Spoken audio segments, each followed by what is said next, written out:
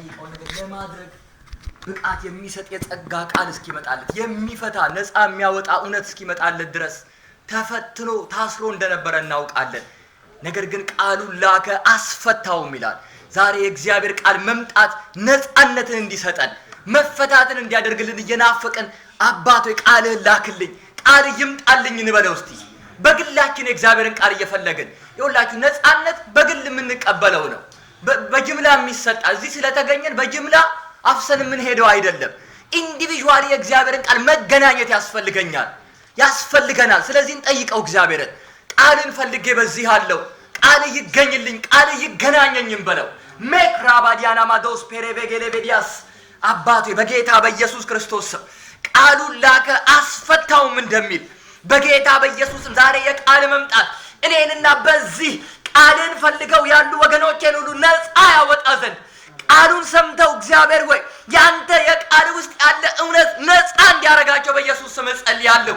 በኢየሱስ ክርስቶስ ስምና ስልጣን እውነትን ታውቃላችሁ እውነትም አርነት ያወጣችኋል ተብሎ እንደተጻፈ በኢየሱስ ክርስቶስ ስም በዚህ ማለዳ የላክልን እውነት ነፃ እንዲያወጣን አርነትን እንዲያለብሰን በኢየሱስ ስም ጸልያለሁ። በሰማነው እውነት ልክ ስንመላለስና ስንኖር ፍጥረትና ትውልድ ያየን ዘንድ ዛሬ በኢየሱስ መፈታት እንዲሆን ጸልያለሁ። መፈታት እንዲሆን ጸልያለሁ። በኢየሱስ በውስጣችን ያለ ታስሮ ያለ የቃል መልክ ዛሬ በቃል መምጣት ይለቀቅ ዘንድ ጸልያለሁ። በውስጣችን ያለ አዲሱን ሰው አላስኖር ብሎ አስሮ ያለ አመለካከትና ልማድ ዛሬ በቃል መምጣት ከላያችን ይተረተር ዘንድ አውጃለሁ። ከላያችን ይቀደድ ዘንድ አውጃለሁ። በውስጣችን በቃል እንደሰራን ስንመላለስ እንታይ ዘንድ በውስጣችን በቃል እንደፈጠርክን ስንወጣ ስንገባ ትውልድ ያየን ዘንድ በኢየሱስ ስም የቃል መምጣት ነፃ ያውጣን። የቃል መምጣት ነፃ ያውጣን። እናመሰግንሃለን፣ እናከብረሃለን፣ ከፍ ከፍ እናደርግሃለን። ቅዱስ ስም ከዘላለም እስከ ዘላለም ይባረክ በጌታ በኢየሱስ ስም። እስቲ በእልልታ በጭብጨባ ለእግዚአብሔር ክብር ሰጥተን እንቀመጣለን። ሃሌሉያ ሃሌሉያ። ኢየሱስ ጌታ ነው። ኢየሱስ ጌታ ነው። አሜን። እግዚአብሔር መልካም ነው። እስቲ እግዚአብሔር መልካም ነው በሉ። እግዚአብሔር መልካም ነው። አሜን። ሃሌሉያ። ኢየሱስ ጌታ ነው። እግዚአብሔር ዛሬ የላከልን ትንቢታዊ ድምፅ አለ። እግዚአብሔር እንደረዳን ዛሬ እናያለን። ምናልባት ዛሬ ያልክ ካልቻለ ሳምንት እንቀጥለው ይሆናል። ነገር ግን እግዚአብሔር ለነጻነት የላከው እውነት አለ።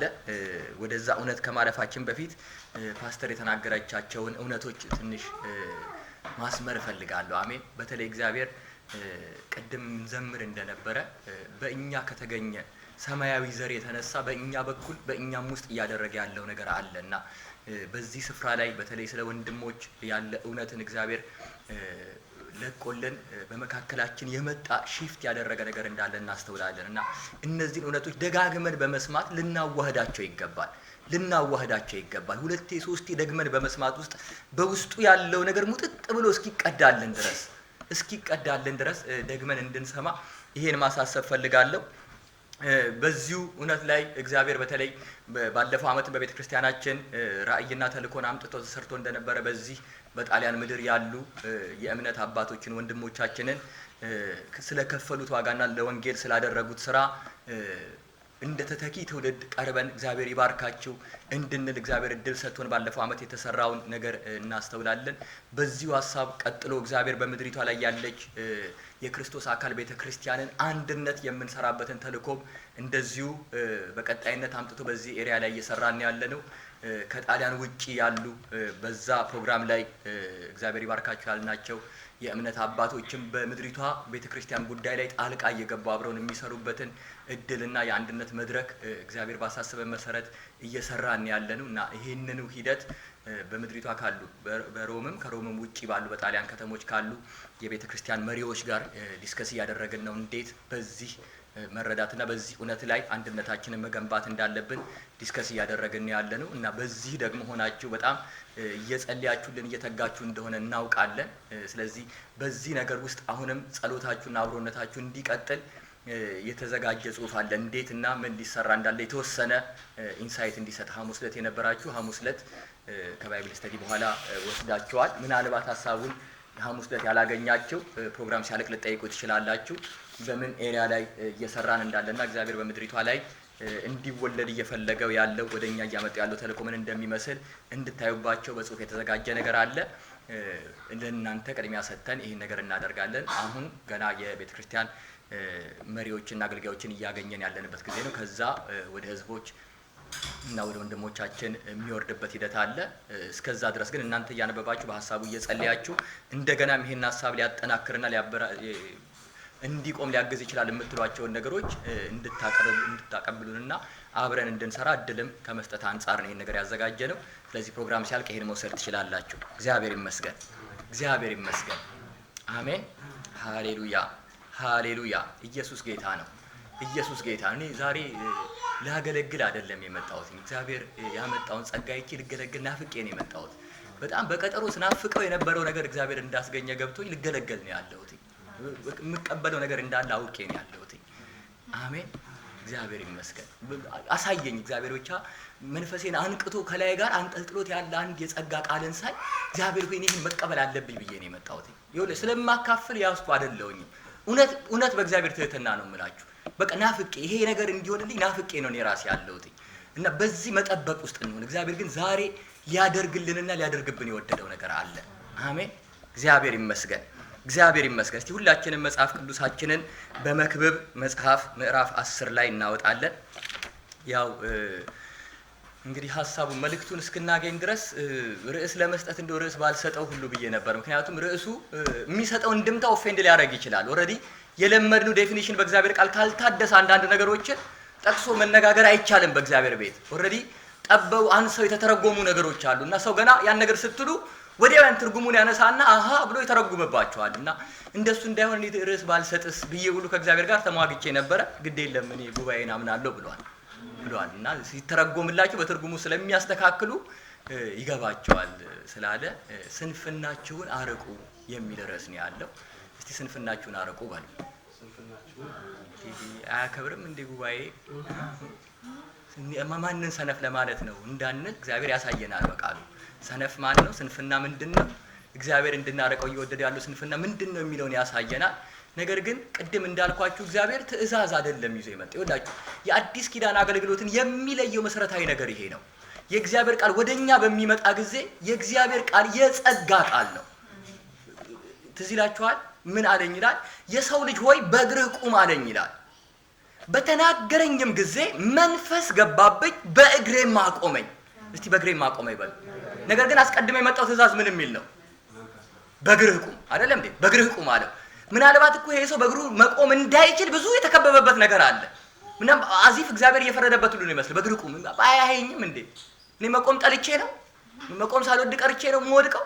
ስንት የሚጥል ነገር አለ በዙሪያ። እንዴት ቁም ይለኛል እግዚአብሔር?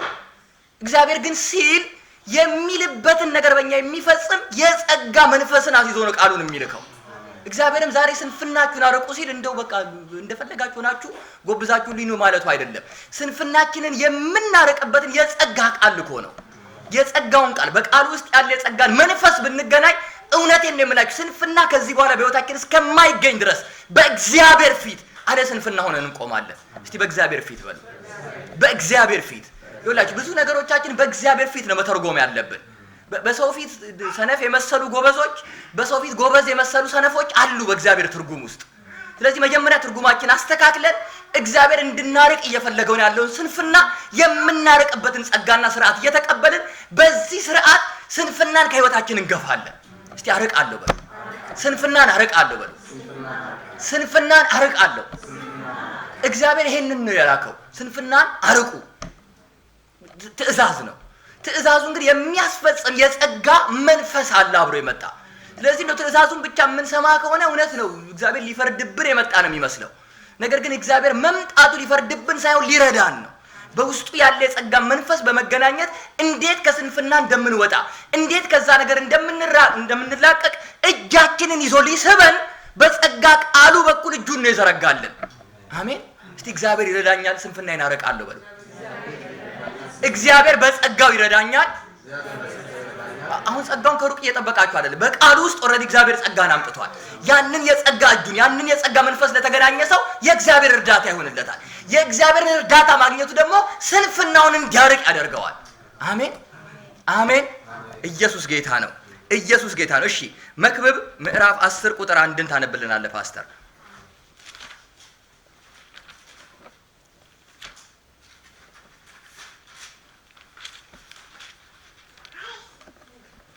እሺ የሞቱ ዝንቦች የተቀመመውን ዘይት ሽቱ ያገሙታል፣ እንዲሁም ትንሽ ስንፍና ጥበብንና ክብርን ያጠፋል። ምን ይላል? ድገምልን የሞቱ ዝንቦች። እስቲ የሞቱ ዝንቦች በሉ።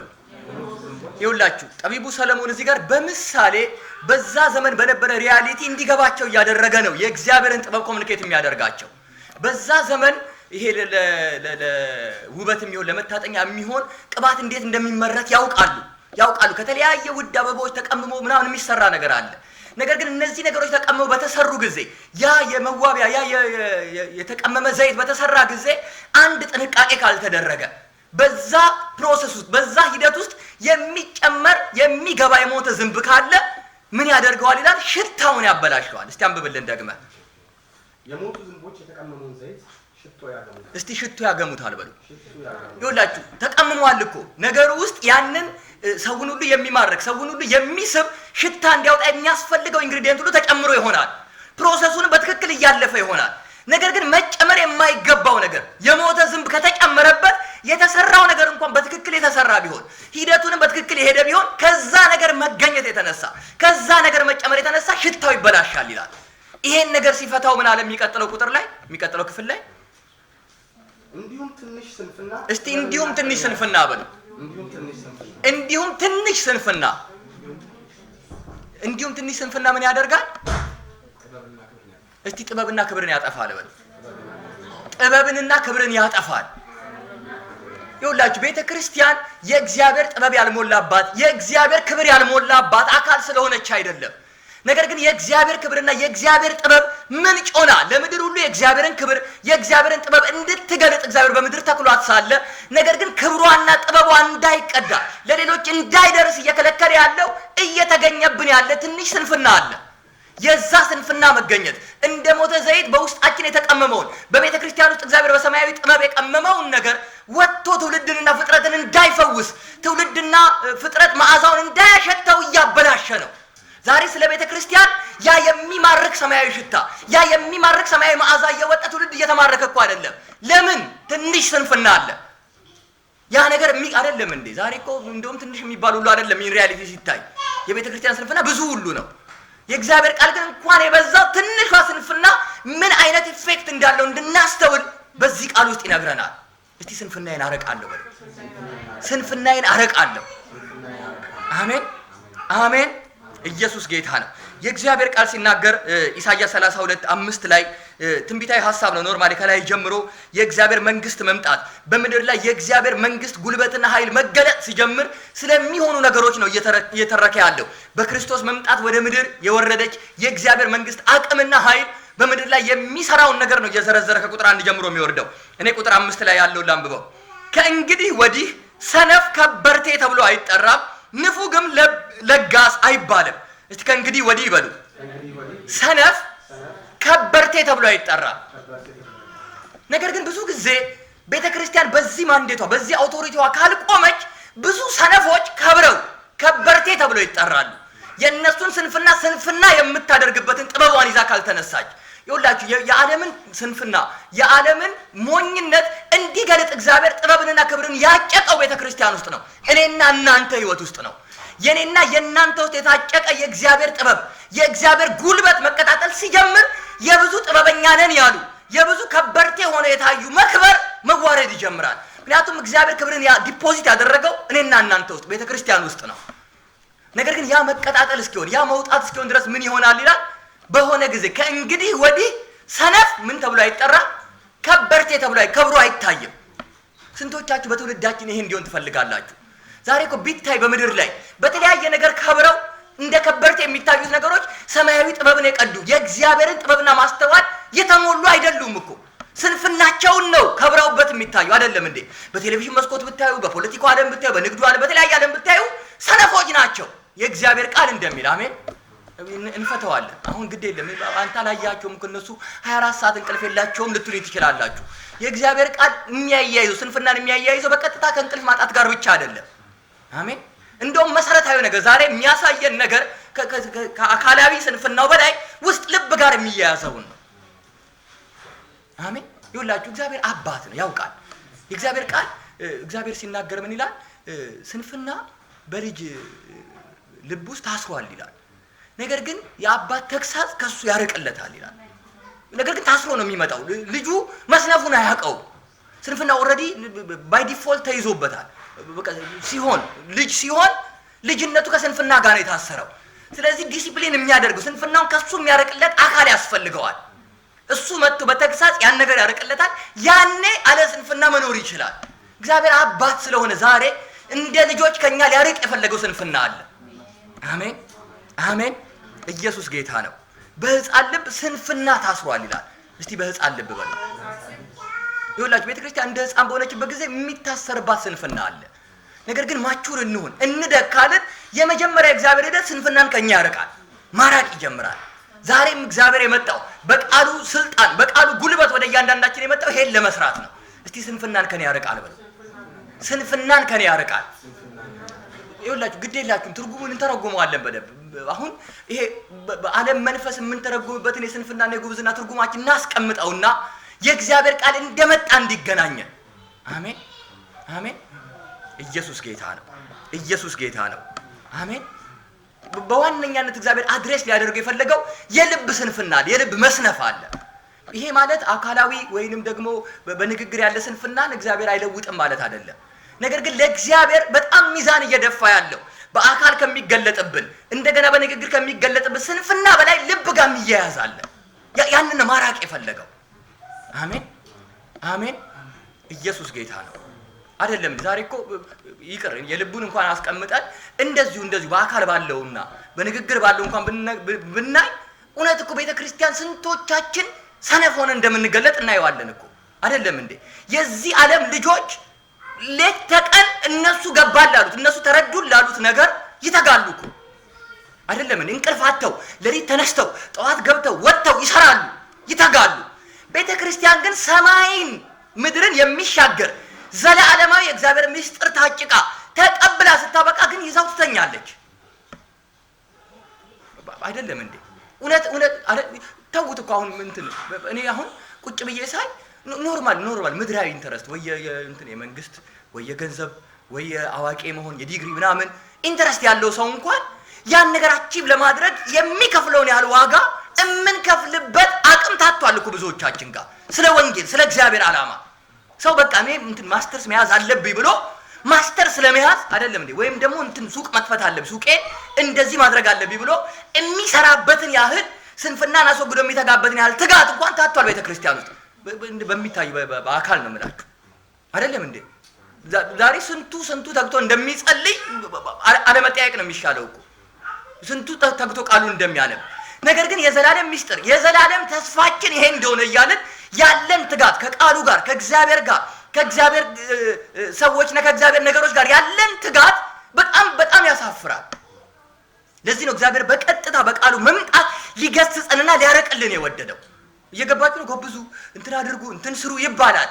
ነገር ግን ቅድም እንዳልኩኝ የእግዚአብሔር የጸጋ ቃል መምጣት ካላገዘንና ካላወጣን አንዳንዱ ነገር መስነፍን ፈልገን አይደለም። እየገባችሁ ነው? ግን እንደ ዮሴፍ ይሆንብናል። የእግዚአብሔር ቃል እስኪመጣ ድረስ ቃሉ ፈተነው ይላሉ። የተናገረው ያየው ሊሆን የሚገባውን በህልም ተረድቶታል እኮ። ነገር ግን ራሱን እንዴት አድርጎ ከዛ ስር ያውጣው? ራሱን ከተገኘበት ያውም ባልሰራው ነገር ከተገኘበት ስር እንዴት ያውጣው?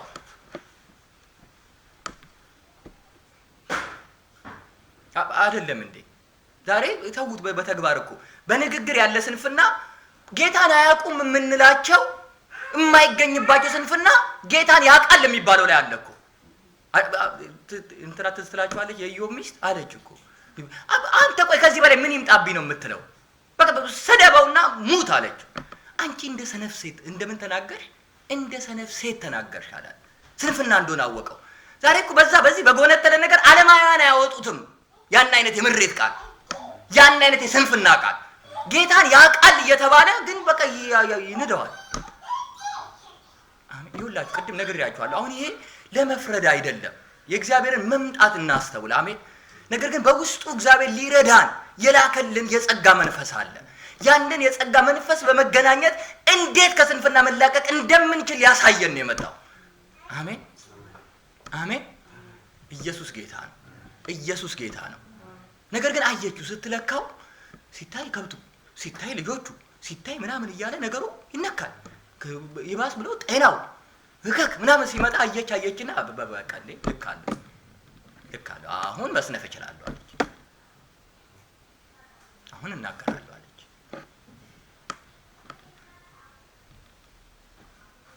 መጽሐፍ ቅዱስ ላይ እያጠናው በጣም ሁሉ ነገር ይኸውላችሁ ዛሬ ይመስለናል ይሄ አሁን እንግዲህ ስጋ ለባሽ ነው እንዴት አይሰነፍ ምናምን ብለን ነገሩን በስጋ ብቻ የምናያይዘው ነገር አለ። እውነት ነው ማለት ስጋችን ዲሲፕሊን መሆን አለበት። ይሄ ምንም የእግዚአብሔርም ቃል በነጭና በጥቁር አስቀምጦልናል እኮ አይደል እንዴ?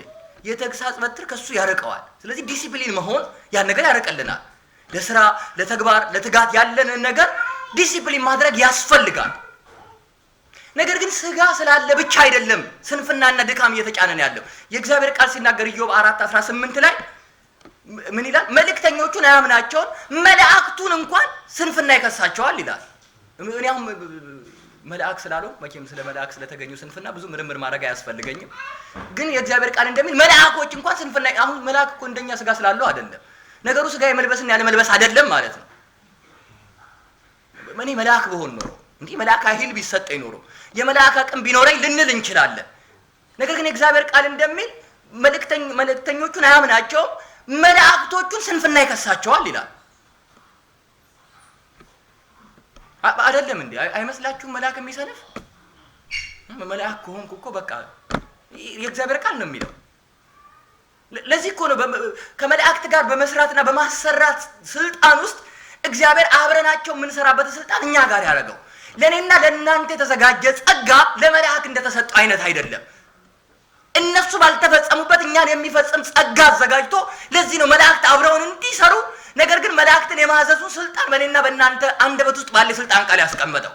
እነሱንም በማናገር እኛን ማትጋት ያለብን። በቃ የእግዚአብሔር መልአክ ይጠብቁኛል ላለመጸለይ ሲጠቀስ እኮ ነው።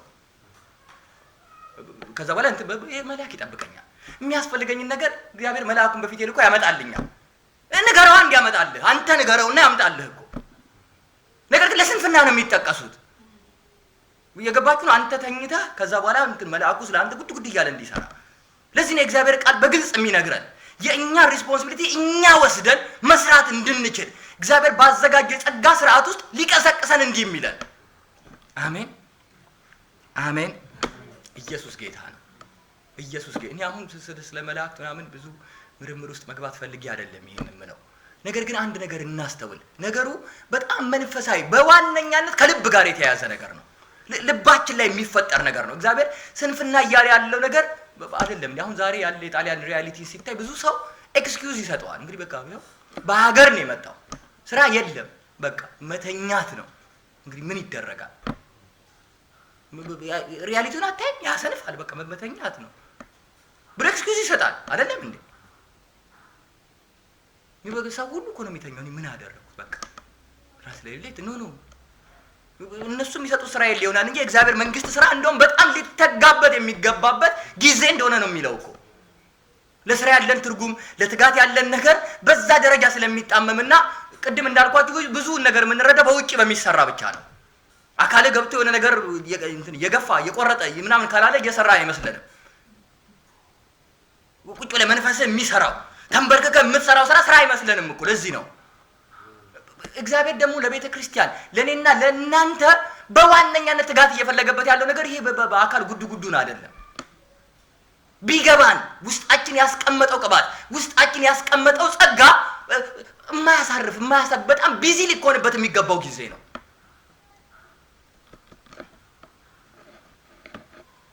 አሜን። እስቲ ተጋለሁ በል። የእግዚአብሔር ጸጋ ይረዳኛል፣ ተጋለሁ በል። የእግዚአብሔር ጸጋ ይረዳኛል፣ ስንፍናዬን አርቃለሁ። አሜን። የእግዚአብሔር ቃል ሲናገር ከእግዚአብሔር ጋር አብረን የምንሰራ ነን ይላል። እስቲ ከእግዚአብሔር ጋር በሉ። የእግዚአብሔር ቃል ደግሞ በነጭና በጥቁር እንደሚናገር እግዚአብሔር መንፈስ ነው። ስለዚህ ከእግዚአብሔር ጋር የምንሰራበት በመንፈሳችን ነው። በመንፈሴ የማገለግለው ይላል እኮ አይደል እንዴ ጳውሎስ። ምን በአንደበቱ አይደል የሚናገረው? አንደበቱ ተዘግቶ እስር ቤት ተቀምጦ እሱ መንፈሱ ቢዚ ነው መንፈሱ። ዛሬ እኮ ይሄንን ጥበብና ይሄን ቴክኖሎጂ ነው ቤተክርስቲያን ያጣችው። ስራ የሚመስለው ግርግር መፍጠር፣ በአካል የሆነ ነገር መቁረጥ፣ መግፋት፣ ቅድም እንዳልኳችሁ ነው። እግዚአብሔር ይመስገን አሁን በዚህ አቅጣጫ እንድከም የሚል እንድምታ የለውም። አሜን። ነገር ግን ሚዛናዊ አድርገን የስንፍናችንና የትጋታችንን ማስተያያ በእግዚአብሔር ቃል ሚዛን ውስጥ እንድናስቀምጠው ነው። አሜን። ኢየሱስ ጌታ ነው። ኢየሱስ ጌታ ነው። እስቲ አንሰንፍን በሉ። ስንፍናን ከኔ ያርቃለሁ በሉ። አሜን። አሁን ይሄ ማለት ቅድም ያልኳችሁንም ያካትታል፣ ምንም ጥያቄ የለውም። ከአንደበታችን ቃል ላይ የስንፍና ንግግር ማስወገድ ይጠይቃል። አሜን። ተግባራችንን በመፈጸም ውስጥ ሳንሰንፍ መገኘትን ይጠይቃል። አሜን። ኢየሱስ ጌታ ነው። የእግዚአብሔር ቃል ምን ይላል? መክብብ 4:5 ላይ ሰነፍ እጁን ኮርትሞ ይቀመጣል፣ የገዛ ስጋውንም ይበላል ይላል። ምን እንዴት ይቀመጣል? እጁን ኮርትሞ መቀመጥ ስንፍና ነው፣ ምንም ጥያቄ የለውም። እጅ የተሰጠው እንድንሰራበት ነው። እጅ ኮርትሞ መቀመጥ ስንፍና ነው። ያው አንዳንድ መንፈሳዊ ነገር ለማሳየት እንዲያቱ ስለሚዘለል ሰው ኤክስኪዩዝ ይወስደዋል። እኔ እየጸለይኩ ነው፣ እኔ እያመለኩ ነው። ጸልይ፣ ግን እጅህም ይስራ። እግዚአብሔር የእጅህን ስራ ነው የሚባርከው። እጅ ስራ ፈቶ ምንን ይባርክ? አሜን። ኢየሱስ ጌታ ነው። ኢየሱስ ያው ይሄ የተገለጠ ስለሆነ ብዙ መነጋገር አያስፈልግም ብዬ ነው። ዋናው መንፈሳዊ ደብስ ጋር እንሂድ እንጂ እጁ ኮርትሞ የሚቀመጠው በአንደበቱ የስንፍናን ቃል የሚያወጣው ይታያል እኮ ፊት ለፊት አይደለም እንዴ? ከጧት እስከ ማታ እጁን ኪሱ ከቶ ወደዚህ ሲል ኮርትሞት ይታያል። ምንም መነጋገር አያስፈልግም። ይሄ በቃ የእግዚአብሔር ጸጋ እንዲረዳው መማለድና ከእግዚአብሔር ጸጋ ጋር ማገናኘት እንጂ ችግሩ አሁን ሰው ማያይል ልብ ጋር የሚጣበቅ ስንፍና አለ። እግዚአብሔር በጸጋው ዲል ማድረግ የፈለገው ይሄንን ነው። አሜን አሜን። ኢየሱስ ጌታ ነው። ኢየሱስ ጌታ ነው። አሜን። እስቲ የስንፍና ዴፊኒሽናችንን በእግዚአብሔር ቃል ውስጥ ሰፋ እያደረግን እንመጣለን። እውነት ነው የደካማ ንግግርን በእግዚአብሔር ተስፋ የቆረጠ ንግግርን ማውጣት ስንፍና ነው። እውነት ነው እጅ ኮርትሞ መቀመጥ ስንፍና ነው። ነገር ግን እግዚአብሔር ስለ ስንፍና የሚናገርበት ነገር ከዚህ ሰፋ ይላል። ይሄንንም ያካትታል፣ ግን ከዚህ የሰፋ ነው። እንደውም መሰረታዊ የስንፍና ክንውን ያለው ከዚህ በተለየው አቅጣጫ ላይ ነው። አሜን። ኢየሱስ ጌታ ነው። እሺ መዝሙር 14 ላይ እናወጣለን። እስቲ 4 መሰረታዊ ትርጉሞችን በእነዚህ ላይ እንጨምርና ስንፍናን የምንተረጉምበትን ትርጉም አስፍተን የእግዚአብሔርን ጸጋ በእነዚህ ሁሉ አቅጣጫ እንቀበላለን። እጃችን ተኮርትሞ በተቀመጠበት እጃችን መስራት እንዲጀምሩ የእግዚአብሔር ጸጋ ይፈታናል። አንደበታችን የስንፍና ቃል እያወጣበት ባለው እግዚአብሔር ለአንደበታችን ጠባቂ የሚሆን ጸጋ ያቆማል። አሜን። አይደለም ይኸውላችሁ አንደበታችን ላይ እንደሱ የሚቆም ጸጋ ካልተገኘ ዛሬ ትውልዱ እየሄደበት ባለው አካሄድ ያስኬድሃል። ስደበውና ሙት የሚልህ ነው ያለው። ያሳያል ደግሞ ለመስደብ በቂ የሚመስል ምክንያት። ይሄው አታዩም ወይ? ይሄው እንትኑን አታይም? ያንን አታይም? ይሄን አታይም? ኖ እኔ ጠባቂ አለኝ አለ እኮ። አንደበቴ ላይ ጠባቂ አቁም አለ። ክርስትና አንደበታችን እንደፈለግን የምናናግርበት ህይወት አይደለም። አይደለም፣ ይሄ ስንፍና ነው። አሜን። ይኸውላችሁ ምክንያቱም ክርስትና እግዚአብሔርን የምናውቅና የምናመልክ ሰዎች ከአንደበት የሚወጣ ቃል ምን ማለት እንደሆነ ከእግዚአብሔር ነው መረዳት ያለብን።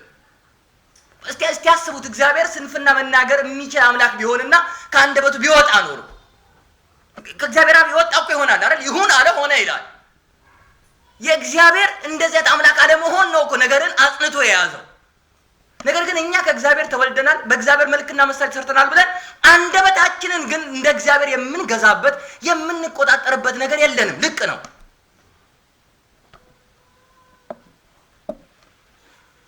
ኢየሱስ ጌታ ነው። ስለዚህ እግዚአብሔርን ጸጋ በእነዚህ አቅጣጫ እንቀበላለን። እጃችንን የሚረዳ የእግዚአብሔርን ጸጋ እንቀበላለን። አሜን። መስራት ያለብን እጃችን ዝም ብሎ እንትን ልፍስፍስ እያለ አልሰራ እንዳይል የሚያግዝ ጸጋ፣ አንደበታችን የመጣለትን እንዳያወጣ ጠባቂ ሆኖ የሚቆም ጸጋ ይገጠምልናል።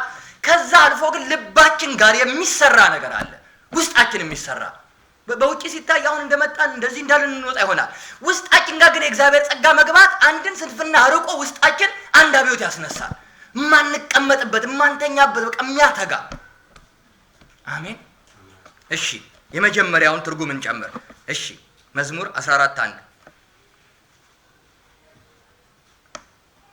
አቤት በድንኳን ውስጥ ማን ያድራል? መዝሙር 14 በቅንፍ 14 ቁጥር 1 ሰነፍ በልቡ አምላክ የለም ይላል። ምን ይላል?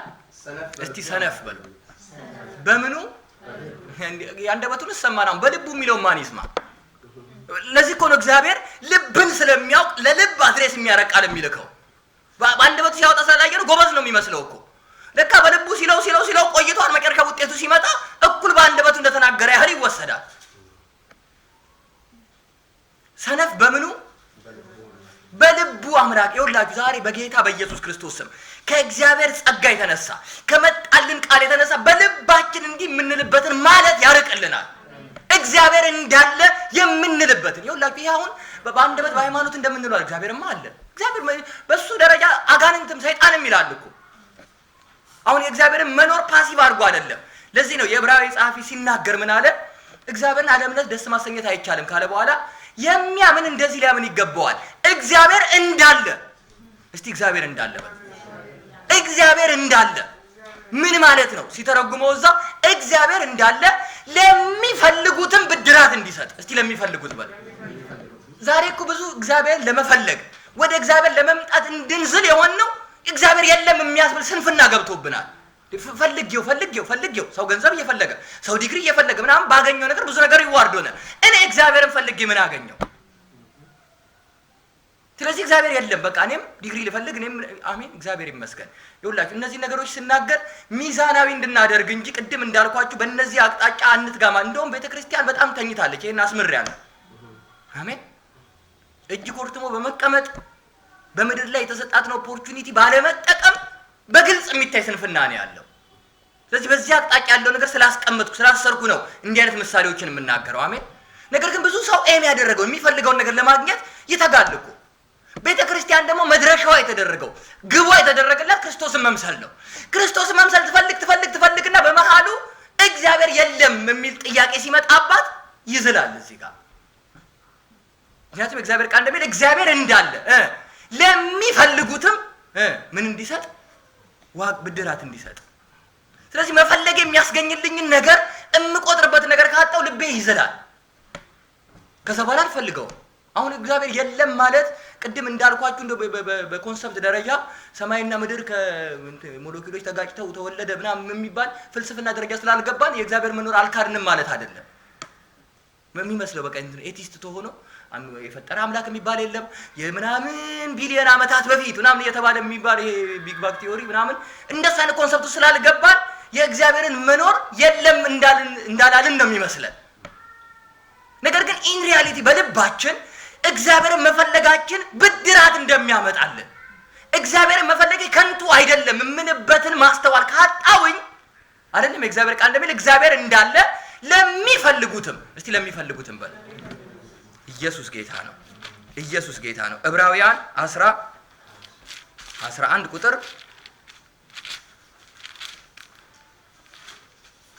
ሃሌሉያ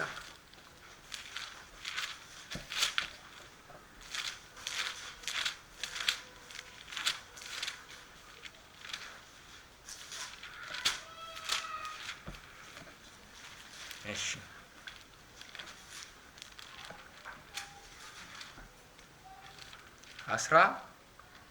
11 ቁጥር 6 ያለ እምነት እግዚአብሔርን ደስ ማሰኘት አይቻልም። ወደ እግዚአብሔር የሚደርስ እግዚአብሔር እንዳለ ለሚፈልጉትም። እስቲ ለሚፈልጉትም በሉ። ለሚፈልጉትም ምን እንዲሰጥ ዋጋ። እግዚአብሔር መፈለግ ዋጋ አለው። የሚያስገኝልን ዋጋ። እንዴ አንተ ፈለክ እግዚአብሔርን ምንድነው የምታገኘው? ኖ ዋጋ አለው እግዚአብሔር መፈለግ ዋጋ። ምክንያቱም እግዚአብሔር አለ። እግዚአብሔር አይደለም እንዴ ሰው ሱቅ መክፈት ፈልጎ ሱቅ መክፈት ካገኘ፣ ሰው ዲግሪ ፈልጎ ዲግሪ ካገኘ፣ ምናምን ፈልጎ ምናምን ካገኘ፣ እግዚአብሔርን ፈልጎ የሚገኝ ዋጋ አለ። ለዚህ ነው እግዚአብሔር ቃል ሲናገር እግዚአብሔር እንዳለ። ስለዚህ እግዚአብሔር የለም የምንለው አሁን በኮንሰፕት ደረጃ ሳይሆን መፈለጋችን ከጠፋ፣ እግዚአብሔርን የምንፈልግበት መፈለግ ከጠፋ በፊታችን እግዚአብሔር የለም ማለት ጀምረናል በልባችን አይደለም እንዴ? ምክንያቱም ይላል አሁን እኮ እምነትን በውጭ በሚታየው እንዳናደርገው ሰው ቤተክርስቲያንም እየተመላለሰ እግዚአብሔር መፈለግ ሊጠፋበት ይችላል እኮ። አሜን። ኢየሱስ ጌታ ነው። እግዚአብሔር ቃል ምሳሌ 28-26 ላይ ሲናገር በገዛ ልቡ የሚታመን ሰው ሰነፍ ነው ይላል። እስቲ በገዛ ልቡ በሉ። ዛሬ እኮ ብዙ ነገን ስናስብ ነገን ፕሮጀክት ስናደርግ እግዚአብሔር መፈለጋችን የሚያመጣልን ብድራት አንቆጥረው። ቆይ እንትን አለኝ ግን አሁን የጀመርኳት እቆብ ያለች እቆቤ ይሄን ያህል ብር ትሆናለች። ያኔ የጀመርኩት ትምህርት አለ ትምህርቴ ይሄን ያህል ደሞዝ ያመጣል። እየሰራኋት ያለች ቤት አለች ቤቴ እንዴት ሆናለች። እነዛ ይጠራቀሙና ነገ እንዲፋይን ያደርጉልናል። ነው የፈለግከው እግዚአብሔር የሚሰጠው ዋጋ እግዚአብሔር መፈለግ ዋጋ የለውም ወይ? ነው ለሰማይ ነው እግዚአብሔር ሰማይን ነው ይዞ የሚመጣው እኮ እግዚአብሔር። ሰማይማ አለ እዛው ስትሄድማ በሙላት ታገኘዋለህ። በምድር መፈለግ ያስፈለገው እኮ በምድር 100 እጥፍ የሚከፍልበት መገኘት አለው እግዚአብሔር። አሜን አሜን። ኢየሱስ ጌታ ነው። ኢየሱስ ጌታ ነው። እስቲ አልሰንፍም በል አልሰንፍም በልቤ በል። ሰነፍ በልቡ ምን ይላል? አሁን አንደበታችሁ ጋር ስለጠፋ እግዚአብሔር የለም ያላለን አይምሰለን። መፈለግህን ሊፈታተን ሲመጣ ስንፍና አሁን የምትቀበለው ጸጋ ያረቅልሃል። ዝም በለኝ እኔ እግዚአብሔር መፈለግ ዋጋ እንዳለው አውቃለሁ ተወኝ ትለዋለህ። ይፈልግ የሚፈልገው የፈለገውን ይፈልግ። እኔ የምፈልገው እግዚአብሔርን ነው። እግዚአብሔር መፈለግ ዋጋ አለው። ዋጋው ደግሞ በምድርም ነው። አሜን አሜን። ኢየሱስ ጌታ ነው። ኢየሱስ ጌታ ነው። እሺ ሌላ አንድ ትርጉም እንጨምር። አንደኛ ሳሙኤል ምዕራፍ 25 ላይ ታወጣልናለህ ፓስተር። ሁለተኛ አንደኛው የእግዚአብሔርን መኖር መዘንጋት ወይንም ደግሞ የእግዚአብሔርን ዋጋ መርሳት ልንለው እንችላለን። ይሄ ስንፍና ነው በእግዚአብሔር ቃል ትርጉም መሰረት አይደል? እግዚአብሔር ቃል እንደሚል ሰነፍ በልቡ አምላክ የለም ይላል። አምላክ የለም ማለት በአመለካከት በአኗኗር በተለያየ ነገር ሲገለጥ ይሄ ስንፍና ነው። እግዚአብሔር አለ። ነገን ሳስብ እኔ ይሄ ያለኝ ግን ደግሞ እግዚአብሔር አለኝ። እንደውም መቁጠር ሲጀምር መጀመሪያ የምቆጥረው እኔ እግዚአብሔር አለኝ አንተ ለነገ ሐሴት ነው እኮ እግዚአብሔር። የእግዚአብሔር መኖር ያመጣል ብዙ ነገር። እስቲ እግዚአብሔር አለ ይበል። እግዚአብሔር አለኝ። አሜን አሜን። በጣም ብዙ ሰው እኮ ቤተክርስቲያን እየተመላለሰ ይሄ ስንፍና ይዞታል። እና እግዚአብሔር አለኝ ሲል እንደው ዝም ብሎ እግዚአብሔር ውሩድ እየተመጣ የሚመለክለት ምናምን እንጂ ህይወታችን ውስጥ ገብቶ ምንም ዋጋ የሚሰጥ ምንም ነገር የሚያደርግ የሚመስልበት እንትኑ ደክሟል፣ ዝሏል። ከዛ በራሱ ይሞላልዋል። ነገውን ሲያስብ መጦሪያውን ሲያስብ ምናምን ሲያስብ በራሱ ተሯርጦ ሊሞላ ይጠብቃል። ግን እግዚአብሔር አለ። በቃ እኔ በራሴ እየኖርኩኝ እግዚአብሔርን አምኖ ነው። እግዚአብሔርን ፈልጎ መክሰር የለም። እግዚአብሔር ዋጋ አለው። ለሚፈልጉት የሚከፍለው ዋጋ አለ። በምድር የሚከፍለው ዋጋ አለ። አሜን አሜን። እሺ በሁለተኛ ደረጃ የተላከውን አለመቀበል ማለት ነው። እዚህ ጋር ሐሳቡ ትንሽ ሰፋ ስለሚል እሺ አንደኛ ሳሙኤል 25 ላይ ያለውን አንብብልና ታሪኩን አያይዝላችኋለሁ። በዚህ ምናምንቴ ሰው በናባል ላይ ጌታዬን ልቡን እንዳይገል እለምናለሁ። እንደ ስሙ እንዲሁ እሱ ነው። ስሙ ናባል ነው። ስንፍናም አድሮበታል። ምን አድሮበታል? ስንፍና አድሮበታል። ናባል ስንፍና አድሮበታል አለኝ። ይኸውላችሁ አሁን ትርጉማችንን በእግዚአብሔር ቃል መነጽር ውስጥ ካላሰፋን የናባል ስንፍና አይገባንም።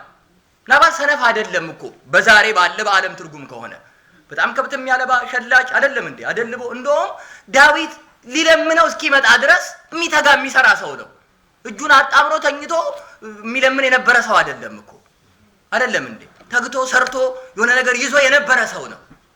የእግዚአብሔር ቃል ሰነፍ ነው ያስባለበት ስንፍና ሆኖ የተገለጠበትን ነገር ሲናገር ግን እንደዚህ ይላል፣ በእርሱ ላይ ስንፍና አድሯል። ምን አይነት ስንፍና ነው ያደረው? ቀጥልልን የሚቀጥለው በእርሱ ላይ ስንፍና አድሯል። ሰው በናባል ላይ ጌታዬ ልቡን እንዳይገል እለምናለሁ።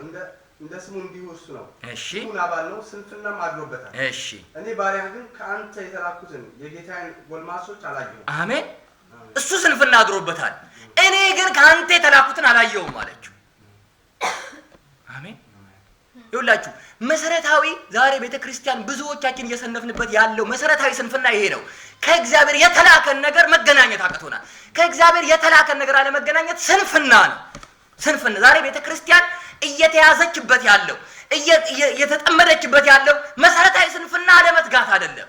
ብዙ አገልጋይ 24 ሰዓት እያጠና 24 ሰዓት እየተጋ እየጸለየ እየተገኘ ነገር ግን እግዚአብሔር የሚልክለትን ከሰማይ የሚላክነትን መገናኘት አቅቶ ሰንፏል። አይደለም እንዴ? ዳዊት የማንን መንግስት ነበር የሚወክለው? አይደል? በብሉይ ኪዳን የእግዚአብሔር መንግስትን ነበረ። እግዚአብሔር ለመንግስቱ መንግስትን በአንተ አድርጌያለሁ አለው። የእግዚአብሔር መንግስት ይዞ ነበር የሚመጣው። አይደለም እንዴ? መንግስትን ይዞለት መጥቶ የመንግስቱን ነገር ይዞለት መጥቶ ነገር ግን መንግስቱን ነገር የሚገናኝበት መፈለግ ታጥቶበት ሰንፎ ነበረ። ስለዚህ አየችውና ያቺ አስተዋይ ሴት እሱ ስንፍና አድሮበታል ብላ ጣልቃ ገባች። ዛሬ እኮ ይኸውላችሁ መንግስት ትምጣ ምናምን እየተባለ ይጸልያል። የመንግስቱ መምጣት ተልቆ ሆኖ ወደ በራችን ሲያንኳኳ፣ ወደ ጓዳችን ሲያንኳኳ፣ ወደ አገልግሎታችን ሲያንኳኳ የምንገናኝበት መገናኘት ግን በስንፍና ተዘግቷል። ስንት ቀን በረጋ ቆሟል እኮ ነገሩ፣ የመንግስቱ ነገር እያንኳኳ ከፋጭ ጠፍቶ እንትና የምንጠብቀው እኛ የሆነ ከሰማይ እንትን ሐምራዊ ቀለም ያለው ምናምን የሆነ ነጎድጓድ ነገር ዱብ እንዴት ነው የምንጠብቀው? እዚህ የመንግስቱ ነገር ይዞ መልእክተኛው እያንኳኳ ደክሟል እኮ። ህዝቡ ተኝቷል። በቃ እንደዛች ሴት እኔ ልብሴን አውልቄያለሁ። እኛ አሁን የቸርች ሴሬሞናችን አንቀይር ታውቃለህ። እስኬጁ ላይ በዚህ ዓመት ኮንፈረንስ እንዳለን ታውቃለህ። ያንኳኳል እኮ እዛ በረጋ ቆሞ። እሱ ስንፍና ይኸውላችሁ፣ በጌታ በኢየሱስ ክርስቶስ ስም እግዚአብሔር ወደ ህይወታችሁ የላከውን እንዳትገናኙ በህይወታችሁ ላይ የተገኘ ስንፍና ዛሬ በእግዚአብሔር ቃል ይባረራል፣ ይርቃል ከህይወታችን። ብዙ የደከመ ለብዙ ጊዜ እየተንኳኳ አልሰማ ያለ ድምፅ ዛሬ ይሰማችኋል። ምክንያቱም እግዚአብሔር አንድ ስንፍናን ያርቃል። እኔ በደጅ ቆሜ አንኳኳለሁ የተባለው እኮ ለቤተ ክርስቲያን ነው እንዴ። እግዚአብሔርን አመልካለሁ የምትል እግዚአብሔርን ጠብቃለሁ የምትል ሲጀመር እስከ አንኳኳ መጠበቅ እኮ የለባትም። በር ከፍታ እንዲያርነ ማየት ያለባት አይደለም እንዴ? እንደ ቤተ ክርስቲያን ዴፊኒሽን እኮ የቤተ ክርስቲያን ተስፋ ማን ነው? በምድር ያለችው እኮ ጌታን ለመጠበቅ ነው አይደለም እንዴ? እንግዲህ በዛ ኮንሽስነስ ያለ ስንቴ ተንኳኳ ይላሉ። በደጅ ቆሜ አንኳኳ ማንም ሰምቶ እንዴ? ውስጥ ካለው ሰው ምን ያህል ስንፍና ቤተ ክርስቲያን እንደሚጫን ነው እኮ የሚያስረዳው። እኛ ይኸውላችሁ እንደዚህ አይነቱን ስንፍና በዚህ ዓለም የስንፍና ዴፊኒሽን ውስጥ ዲፋይን ስለማይሆንልን ነው መስነፍ የማይመስለን እኮ። ምክንያቱም በር ላለመክፈታችን የምንሰጣቸው ኤክስኪውዞች ምናልባት 24 ሰዓት እየተጋኑ ይሆናል በተለያየ ነገር። ከጧት እስከ ማታ ተፍ እያልን ነው። ታይዋለ በቃ ሰው የዚህ ካለ ነገር መጣልኝ ነኝ ቁጭ በያላል። ይኸውላችሁ የእግዚአብሔር ነገር ተቀብሎ ቁጭ ማለት ይሄ ጉብዝና ነው፣ መስነፍ አይደለም። ይመስላችኋል ረዓብ ከሌሎቹ ይልቅ ጦረኛ ስለሆነች በእስራኤል ያልተወጋች ምንድን ያደረገችው ረዓብ አይደለም እንዴ? መልእክተኛ ሲመጣ ተቀበለች፣ ቤቷ አስገበቀ። የተገኘባት አንድ ነገር ይሄ እኮ ነው። ይሄ ስንፍና አልተገኘባትም። እግዚአብሔር የላከውን ተቀበለች፣ ተልእኮውን ተገናኘች፣ ወደ ከተማ የመጣው ነገር ተገናኘችና ረፍ አለች። ዛሬ በጌታ በኢየሱስ ስም በደጃችሁ፣ በአገልግሎታችሁ፣ በኑሯችሁ ለብዙ ዘመን እየተንኳኳ አልሰማ አልገናኝ ያላችሁትን ተልእኮ ትገናኙ ዘንድ ስንፍና ይርቃል። በኢየሱስ ስም ከህይወታችሁ ይርቃል። አሜን አሜን። ይኸውላችሁ መጽሐፍ ቅዱስ ላይ ተጠቅሳ ይሄን ያህል ባለ ታሪክ የሆነችው ረዓብ የተገኘባት ይሄ ነው። በቃ እሱ ስንፍና ታልቃባት ጋለሞታ ነች ህይወቷ ምናምን፣ ግን ተልእኮን ኮንሸስ ነች። የእግዚአብሔር ነገር ኮንሽ ሲል ተገናኘችው ሄዳ። ዛሬ እኮ በከተማ በቤታችን በትዳራችን አንኳኩቶ የደከመው ስንት ነገር ነው ያለው። መስነፍ አይመስለንማ ይሄ። እስቲ መጽሐፍ ቅዱሳችንን ዮሐንስ 6 ላይ እናወጣለን። ዮሐንስ 6 ፓስተር ታወጣልኛለህ። ከቁጥር 28 እና 29 አንብብልን።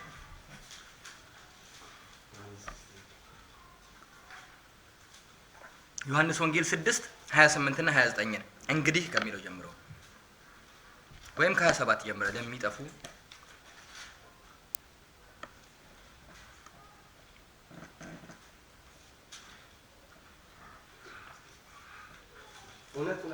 ዮሐንስ ወንጌል ምዕራፍ 6 ቁጥር 27 የሰው ልጅ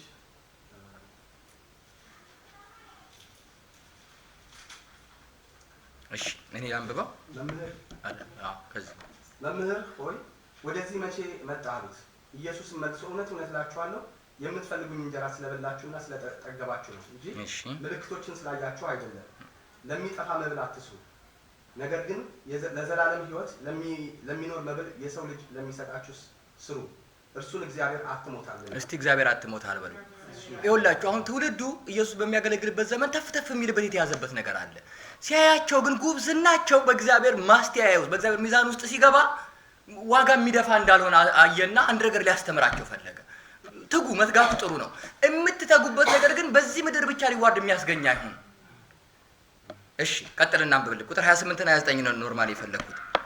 የእግዚአብሔር ስራ እንድንሰራ ምን እናድርጋለን? እንግዲህ የእግዚአብሔርን ስራ እንድንሰራ ምን እናድርግ? እስቲ የእግዚአብሔርን ስራ እንድንሰራ በሉ። የእግዚአብሔርን ስራ እንድንሰራ እስቲ የእግዚአብሔርን ስራ አጥቷል። እግዚአብሔር እኮ ስራውን የሚሰራለት አጥቷል። ትውልድ ሰንፎበት ምን እናድርግ እንዴ? እግዚአብሔር ስራ እኛ ይኸው ትራክት ይዘን መንገድ ላይ እንደቆምን ነው። ኮንፈረንስ እያዘጋጀን ሰው እንዳመለከ ነው። ፕሮግራም እያደረግን እንደሰበ ይኸው ሰራ ነው የእግዚአብሔርን ስራ ይኸውላችሁ እግዚአብሔር ዛሬ ቤተክርስቲያን እያጣበት ያለው ቤተክርስቲያን የሰነፈችበት ነገር በእንደዚህ አይነቱ አክቲቪቲ አይደለም። እሺ ቀጥልልን። ምን ይላል? ምን እናድርግ አሉት እንድንሰራ። የቱ ጋር እንጎብዝ? ኢየሱስ መልሶ ይህ የእግዚአብሔር ሥራ እርሱ በላከው እንድታምኑ ነው አላቸው። እስቲ ይሄ እግዚአብሔር ሥራ እርሱ በላከው እንድታምኑ ምን እንድታረጉ ነው? ይኸውላችሁ የተላከን ነገር ማመን፣ ተልእኮን መገናኘት ተፍተፍን የሚተካ ስራ ነው። ለእግዚአብሔር ስራ ነው። ዛሬ በከተማ የመጣ በህይወታችን የመጣ የእግዚአብሔርን ተልእኮ አለመገናኘት ስንፍና ነው። እግዚአብሔርን ስለ ህዝቡ እያደከመው ያለው ይልካል። እግዚአብሔር በየጊዜው የሚልከውን ተልእኮ የሚያመጣው መልእክት ግን በመገናኘት ደረጃ ትውልድ ነቅቶ ተፍተፍ አይልለትም። ተልእኮውን ገፍቶ ከዛ ግን በኢንተርኔት በመጽሐፍ በማንበብ በምናምን ነገሩን የሚተካ ነገር የሚያገኝ መስል ይተጋል።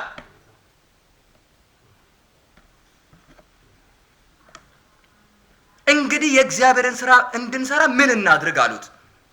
ኢየሱስም መልሶ ይህ የእግዚአብሔር ስራ እርሱ በላከው እንድታምኑ ነው። እርሱ በላከው።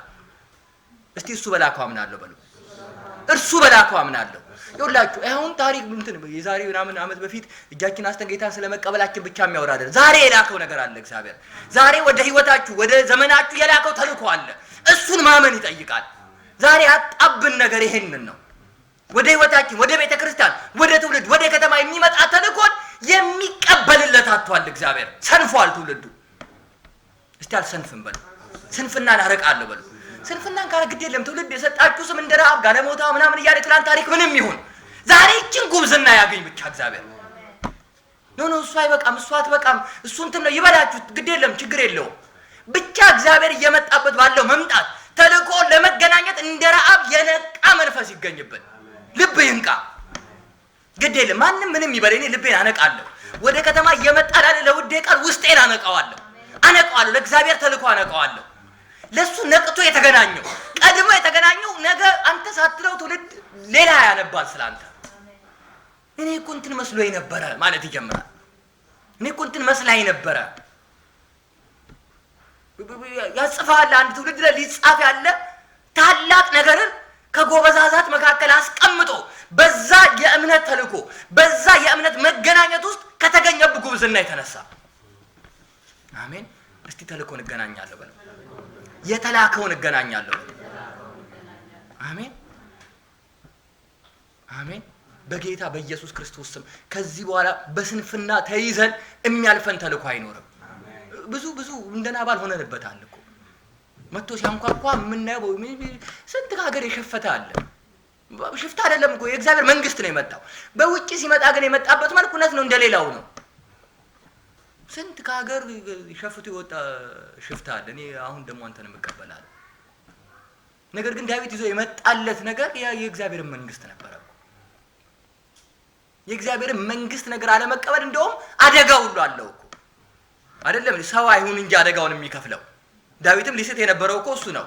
የእግዚአብሔርን መንግስት ነገር አለመቀበልን ብድራት እሱ ሊከፍል አትቀበልም አሳያለሁ ብሎ ሰልፍ ሊመዝ ሲል መጣችና አንተ የእግዚአብሔር ውጊያ ነው የምትዋገው፣ ያንተ መንግስት ነው ወይ? ሲጀመር ሰው ቢቀበል ይቀበል ባይቀበል አይቀበል፣ መንግስት ያለው አምላክ አለ፣ ዲል ያደርጋል ከሱ ጋር።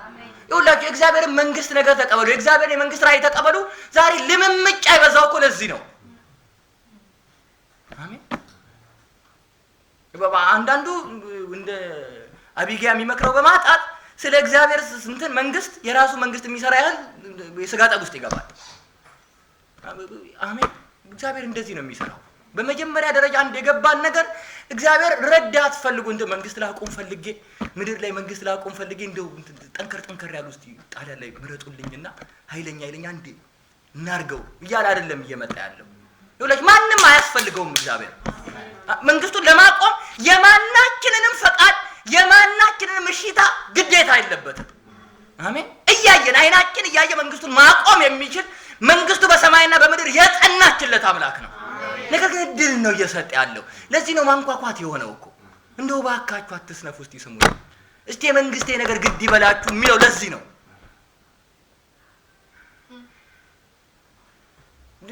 እርዳታ ነው የሚመስለን።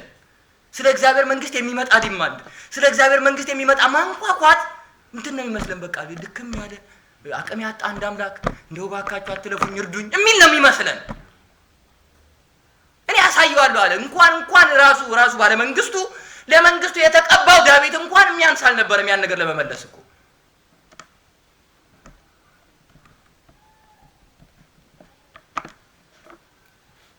ኢየሱስ ጌታ ነው። ኢየሱስ ጌታ ነው። አሜን። ትዝ ይላችኋል የእግዚአብሔር ቃል ሲናገር እዛ ሉቃስ ማቴዎስ 25 ላይ በዘመን መጨረሻ ስለ ቤተክርስቲያን መልክ ሲናገር ስለነዛ 10 ቆነጃጅት እየመሰለ ኢየሱስ 5 ጎበዞች 5 ሰነፎች ነበሩ ይላል አይደለም እንዴ? ነገር ግን ፕሮሰሱ ሲጀመር እኮ የሁሉም መብራት ይበራል። ልዩነቱ ነገሩን እንዲያስቀጥል የሚችል በማሰሮ ሌላ ዘይት የሚያዝና ያለ መያዝ እንጂ ሲጀምሩ እኮ ሁሉም መብራት አላቸው። መብራት ይዘው መጠበቅ ጀመሩ ይላል። መብራት ይዘው መጠበቅ ጀመሩ። ከተወሰነ ሂደት በኋላ ለካ የያዙት ነገር አልተያያዘም ከማሰሮ ጋር። ያቺን ያህል አበራና ጠፋ።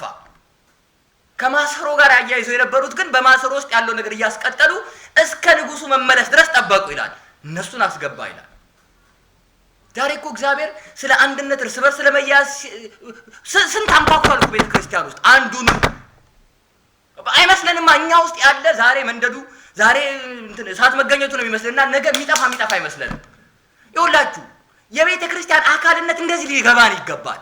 ዛሬ የፈለገ ጸጋ ይኑረኝ፣ የፈለገ ነገር ይኑረኝ፣ ነገር ግን ወንድሜ ውስጥ ያለ ጸጋ የግድ ነው። የግድ ዛሬ ፈልጌ ከዛ ማሰሮ ጋር መያያዝ ነው ያለብኝ። ነገር ግን እንደነዛ ቁንትኖች ሰነፎች ያስንፍና አለ ቤተ ክርስቲያን ላይ።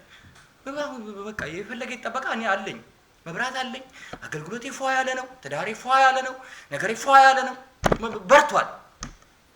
ሪላክስ እዚህ ይሰነፋል። ከዛ ዛሬ ብርት ያለው ነገር ነገ ደብዘዝ ሲል ለካ የለህም፣ የምትቀዳበት የለህም ሌላ የተያያዝከው።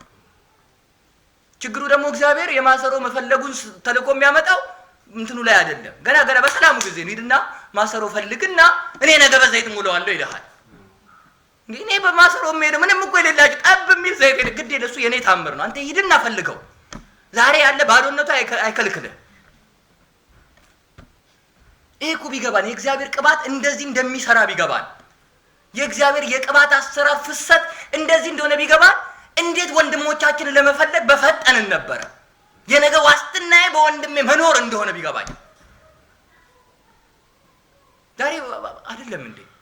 ይኸውላችሁ እውነቴን ነው። እውነት አሁን ለቤተ ክርስቲያን አንድነት ትልቅ ችግር እየሆነ ያለው ነገር ይሄ ነው። ሰው ዛሬ የሚነድ ነገር የሚበራ መቅረዝ ውስጥ የሞላለት ዘይት ምናምን ስላለ በራሱ በቃ ከዚህ በኋላ ምንም የማያስፈልገው ነው የሚመስለው። በቃ እነዳለሁ። ያንተ ውስጥ ያለ መቅረዝ፣ አንተ ውስጥ ያለ ጸጋ፣ አንተ ውስጥ ያለ ቅባት ሊያሰራ የሚችለው የተወሰነ ነው። መንገዱ ሩቅ ነው።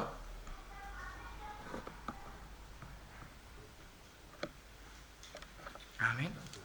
ኢየሱስ ጌታ ነው። ሶስተኛዋን እንይና አራተኛዋንና ሰፊውን ጸሎት ሳምንት እናድርገው። ሶስተኛዋን እንይ። እሺ ሉቃስ 12 ላይ ያወጣለን።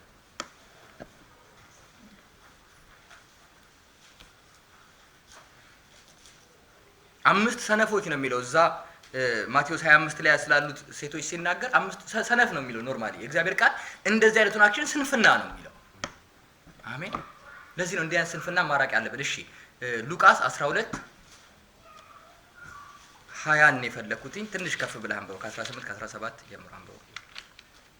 እንዲህ አደርጋለሁ ጎተራዬን አፍርሼ።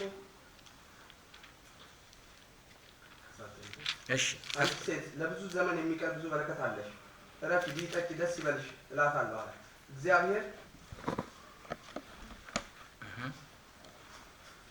እረፊ፣ ብዪ፣ ጠጪ፣ ደስ ይበልሽ እላታለሁ አለ እግዚአብሔር። ግን አንተ ሰነፍ፣ በዚህ ሌሊት ነፍስን ከአንተ ሊወስዷት ፈልጓታል። አንተ ምን?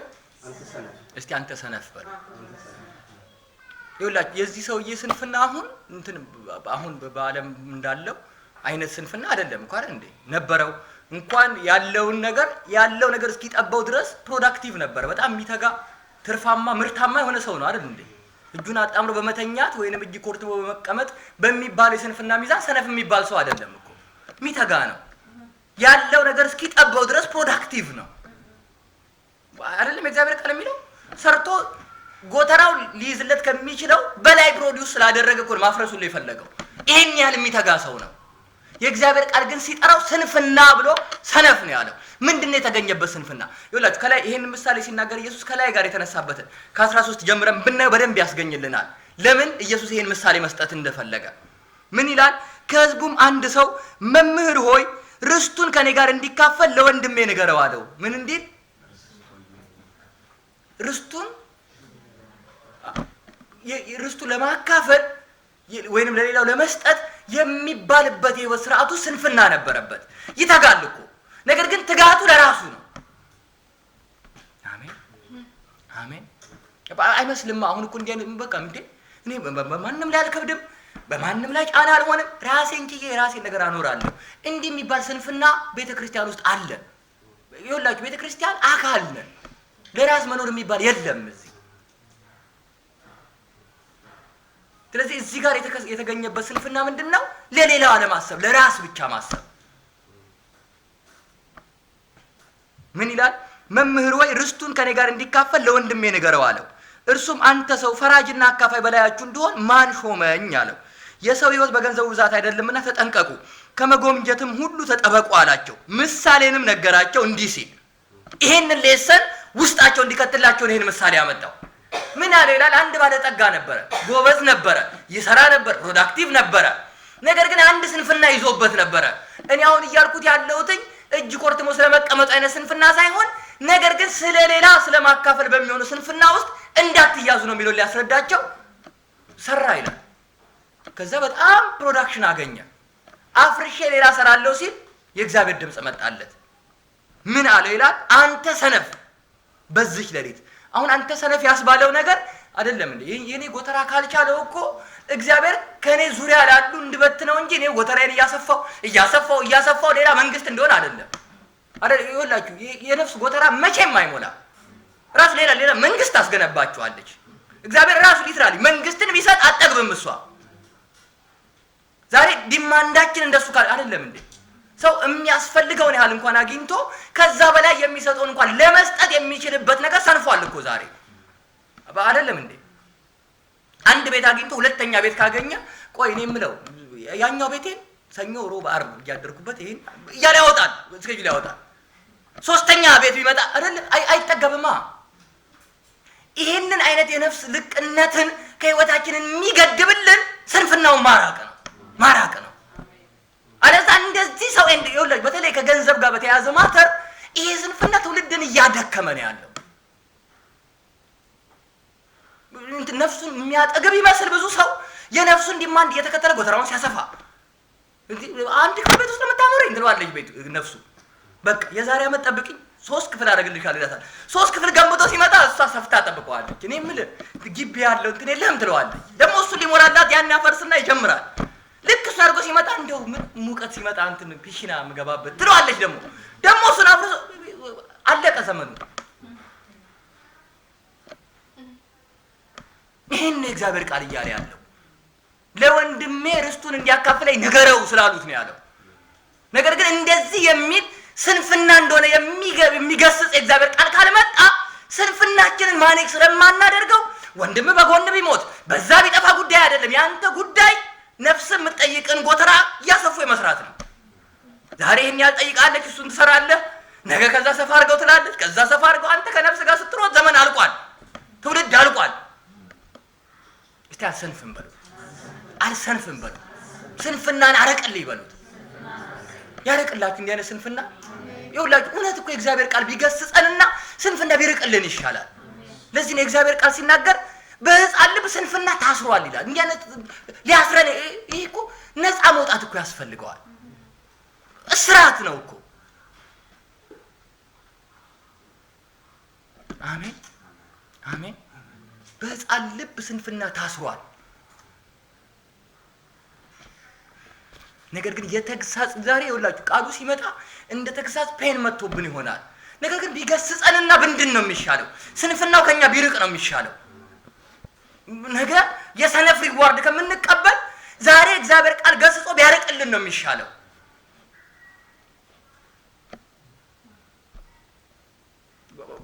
ነግሮናል እኮ ይኸውላችሁ፣ አይን ከማየት አይጠግብ አይሞላ፣ የነፍስ ዲማንድ አይሞላም መቼም። ስለዚህ ነፍስን እየሰማ የሚኖር ሰው ጎተራ ሰሪ ሆኖ ነው ዘመኑ የሚያልቀው። እንትኑን ሬዲየሱን እያሰፋ እዛው ነው ዘመኑ የሚያልቀው። የፈለገ ሬዲየስ ያለው ጎተራ ብትሰራ ዞሮ ዞሮ የእግዚአብሔር መንግስት አይተካልህም እኮ። ይልቅ እሱን ብትተውና እግዚአብሔር ጎተራ ውስጥ ዲፖዚት ማድረግ ብትፈልግ ያንተ ይለቅ ሁሉ ሲፈልግ ዲፖዚት ያደረግከው ግን አስተማማኝ ነው። ከእግዚአብሔር ጎተራ መቼም አይጠፋም። አሜን። ኢየሱስ ጌታ ነው። ዛሬ እኮ እግዚአብሔር እንደዚህ አይኖቻችንን ቢከፍት በዙሪያችን ያሉ ጉድለት ያለባቸው ወንድሞች ጎተራዎቻችን እንደሆኑ ብናይ እነሱስ ለመሙላት የገባ 10 ሳንቲምም ትሆን እኮ ግን ኢትወርዝስ 70 ሳንቲ አውጥቼ ቡና ከምጠጣ 70 ሳንቲ ወንድሜ ጋር ባዘጋጀው ጎተራ ውስጥ ብዘራው እኮ ለኔ እንትን ነው፣ ስንፍና ማራቅ ነው።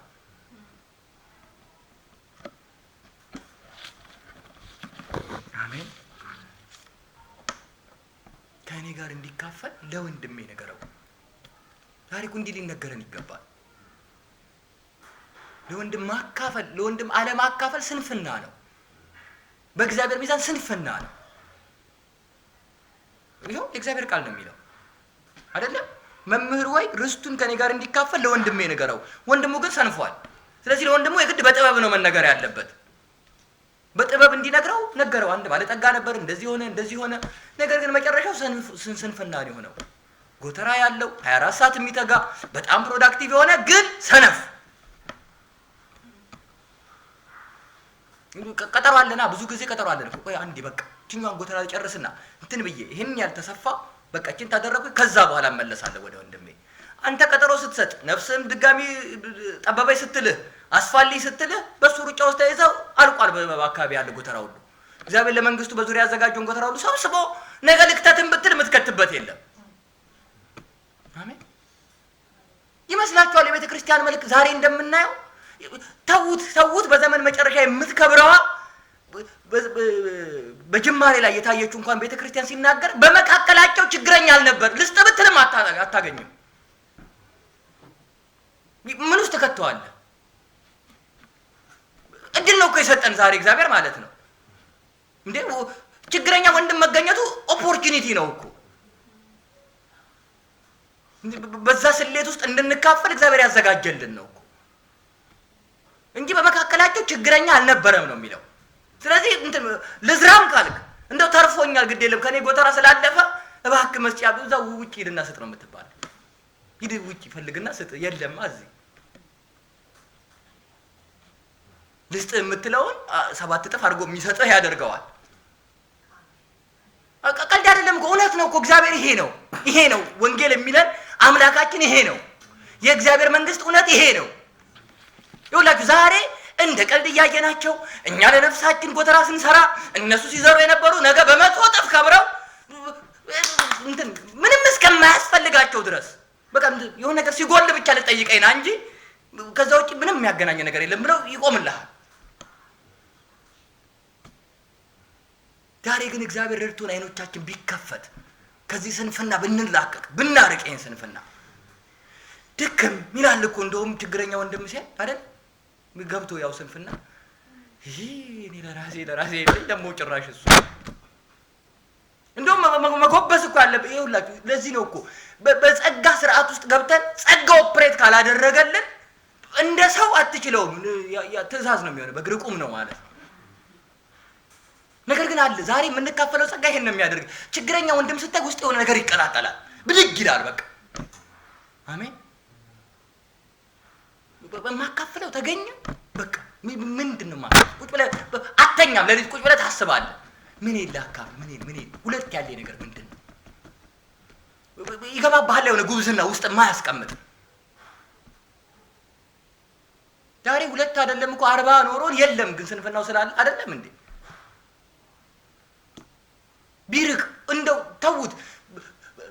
ጥቂት በሚባል ጉባኤ ውስጥ እንኳን ያለ ስንፍና ቢርቅና በመካከላችን ያደረገው በእያንዳንዳችን እጅ ያደረገው የእግዚአብሔር አቅርቦት ለእያንዳንዳችን እንደሚገባ ቢከፋፈል እኮ የቤተ ክርስቲያን መልክ ይህ አይደለም።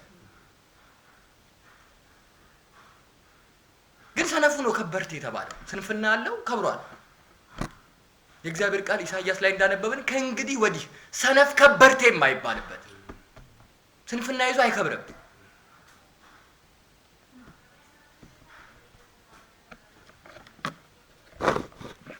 ኢየሱስ ጌታ ነው።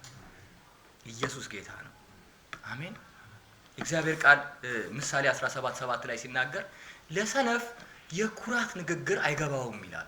የኩራት ይሄ ኖርማሊ እንትን ሃይ ስፒች ይሄ ከፍ ያለ ጥበብን በውስጡ የያዘ ከፍ ያለ ንግግር አይገባውም ይላል። ዛሬ እኮ የእግዚአብሔር ንግግር አላግባባ ያለ ለዚህ ነው። በመስጠት ውስጥ ያለ በመካፈል ውስጥ ያለ የእግዚአብሔር ከፍ ያለ ሚስጥር አልገባ ያለ ስንፍና ይዞናል ሁላችንንም። ያካፍል ትላለህ እንዴ? እኔ ለራሴ የለኝ እኮ እንዲኖርህ እኮ ነው አካፍል የሚልህ። የመኖሪያው መንገድ ይሄ ነው እኮ ጥበቡ። አንተ አልገባህም፣ በቃ አልገባህም። ይሄ በኩራት አትናገረኝ። ነው እግዚአብሔር እንደዚህ ነዋ።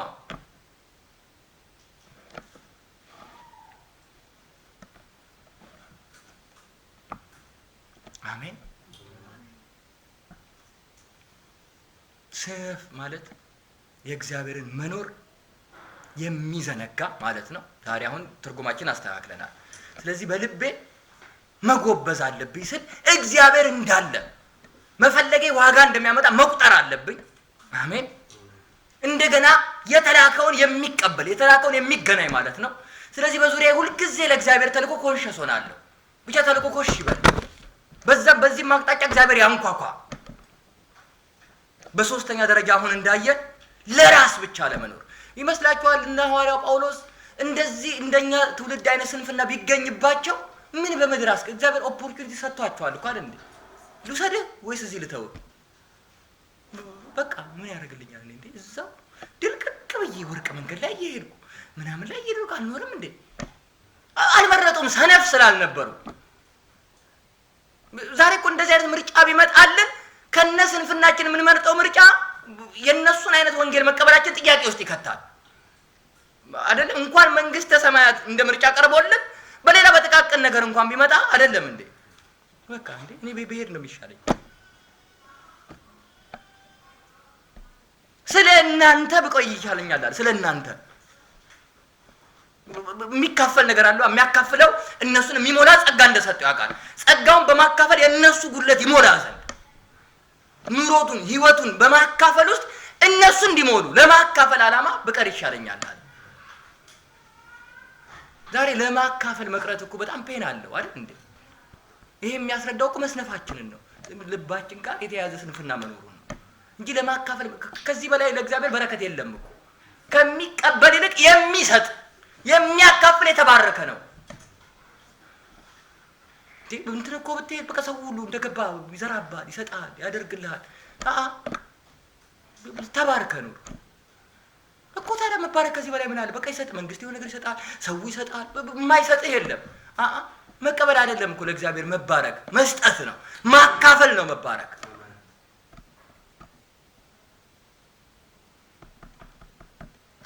ኢየሱስ ጌታ ነው። አሜን። ዛሬ እንካፈላለን። ይኸውላችሁ ዛሬ እግዚአብሔር የሚያካፍለን የጸጋ መንፈስ ይሄን የብጽዕና ህይወት ያስርበናል። የእግዚአብሔር ቃል ሲናገር ከሚቀበል ይልቅ የሚሰጥ ብፁዕ ነው ይላል አይደል? የሚያካፍል ያለውን ነገር ሼር የሚያደርግ። ዛሬ ይሄ ብጽዕና ይርባሃል አንተ። ግድ የለም ሌላው በራሱ ሰልፊሽም ሆኖ ምንም ሆኖ መጥቶ ይብላ፣ ብቻ ማካፈል የተለየ ኤግዛይትመንት ይሰጣል። አንተ መንፈስ ጋር የተለየ ጉብዝና የተለየ ሪዋርድን ፊል እንድታረግ ያደርጋል እንጂ ምንም እኮ በዓለም ሎጂክ ቢሆን ኖሮ እግዚአብሔር መንግስት የሚሰራው ቀላል ነው እኮ። ምንም እንትን አይደለም። በቃ ዛሬ ያለ ጎተራ ይሄን ያህል ከሆነ ከሱ በላይ ስታገኝ ታሰፋዋለህ። በቃ በጎተራ ማስፋት ነው። ለማካፈል ለምን እንደተረፈ ትቆጥረዋለህ?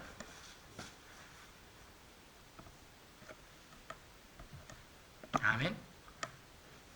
ይኸውላችሁ ይሄ እንደዚህ አይነት ነገሮች የእግዚአብሔር ቃል እንዳስረዳኝም እንደው በአካል አሁን በልብ አመለካከት በውስጣችን በተዘራ የሐሳብ ዘር ውስጥ ከተያዝንበት በላይ መንፈሳዊ ተጽዕኖም አለው። ኖርማሊ የሚያሰንፉ መናፍስት አሉ። ስለዛች ሴት ሲናገር የድካም መንፈስ ያደረባት ይላል እንዴ? አይደለም እንዴ? ልክ እንደዚህ የስንፍና መንፈስ አለ። በተለይ ደግሞ በዚህ ጊዜ በዚህ ከተማ ላይ ተለቀቀ። ሳምንት ሊትራሊ ከነዚህ መናፍስት ጋር ተዋግተን ነፃነታችን እንቀበላለን። በከተማ እየወደቀ ያለ የስንፍና አሰራር አለ። ከመናፍስት ምንጩ ከመናፍስት የሆነ አንዳንዶቻችን ኢፌክቱ አልገባንም እንጂ በራሱ እንትን ጸሎት ህይወታችን ላይ ምናምን ትጋታችን ላይ ተጽዕኖን እያመጣ ያለው ምንጩ መናፍስታዊ ነው። ስንፍናን የሚረጭ መናፍስት አሉ። ያሰንፋል። በቃ ኦፖርቹኒቲው ሲጋ ቁጭ ብሎ እንትን ይላል እኮ እግዚአብሔር ቃል ሲናገር እንትን ከወጭ ጎርሶ ጠቅሶ ለመጉረስ ይታክታል ይላል። ይዞት እኮ እንደዚህ አንስቶ እንደዚህ ለመብላት እስኪታክ አይደለ ምሳሌ ላይ ይላል። ይሄ እኮ ማለት ሰው ረሃብ ካለው እጁ ላይ ምግብ ካለ ምንም እኮ አያስጠይቅም። ግን ዛሬ ብዙ ነገር እንደዚህ እስከሆነብን ድረስ የመናፍስት ተጽዕኖ እየተለቀቀ ያለ አለ። በጌታ በኢየሱስ ስም እንሰብራለን ሳምንት። ዛሬ ግን ይሄን ጸጋ እንቀበላለን። የሰው ልጅ ሆይ በግርህ ቁም አለኝ፣ ስንፍናን አርቅ አለን እግዚአብሔር ቃል አይደለም እንዴ? በተናገረኝም ጊዜ መንፈስ ገባብኝ። ስለዚህ ዛሬ በእግዚአብሔር ቃል ሐሳብ ውስጥ ስንፍናን ከኔ አራቀልኝ። ምን የሚል መጣ? እግዚአብሔር ቃል ስንፍናን አርቅ። በተናገረኝም ጊዜ መንፈስ ገባብኝ፣ ስንፍናዬንም ከኔ አራቀ። ዛሬ በጌታ በኢየሱስም በእግዚአብሔር የጸጋ መንፈስ ስንፍና ይርቃል፣ ከህይወታችን ይርቃል። ስንቶቻችሁ እንዲርቅ ትፈልጋላችሁ? እኔ ጎበዝ ነኝ ግድ የለም ምንም ስንፍና የለብኝም የሚል ሰው ችግር የለም፣ በቃ ይቀጥል። ወይ ከቻለ መጥቶ ይጸልይልልኛ። አሜን። ነገር ግን እግዚአብሔር ኦፖርቹኒቲ እድል ሲሰጠን እናስተውል። በቃ እግዚአብሔር እንዲህ ነው የሚረዳው። ሊፈርድ መጥቶ እንዴት ሰንፋለህ አንተ ምናምን አይደለም የሚለው እግዚአብሔር። ሰነፍክ አይደል? ያሰነፈህን እኮ አላወቅከውም፣ እንካ ይኸውልህ ብሎ ጥበብ ነው የሚሰጥ፣ መፍትሄ ነው የሚሰጥ፣ መድኃኒት ነው የሚያቀብልህ። አሜን። ዛሬ በጌታ በኢየሱስ ስም ከመጣልን ቃል የተነሳ መዳን ይሆንልናል። ትውልድን ሁሉ እያሳመመ ካለ የስንፍና ደዌ መዳን ይሆንልናል። ልብ ይድናል። እግዚአብሔር የለም በሚል ትውልድ መካከል አንተ ግን ከዚህ ስንፍና ሳትካፈል ትገኛለህ። ተልኮን በሚገፋ ተልኮን በማያስተውል ትውልድ መካከል አንተ ግን ጎብዘህ ትገኛለህ። አሜን። እስቲ ተነስተን ቆመን እንጸልያለን። እየጠየቅን በቃ እግዚአብሔር ሆይ መገናኘት ፈልጋለሁ። በቃልህ እንዳልክ በተናገረኝም ጊዜ መንፈስ ገባብኝ ይላል። ይግባብኝ ይሄ መንፈስ አሁን በቃል ውስጥ ያየሁትኝ ከስንፍና የሚለየው ስንፍናን የሚያርቀው መንፈስ ይግባብኝ እንበለው እግዚአብሔር ሜክራባጋላባዳስ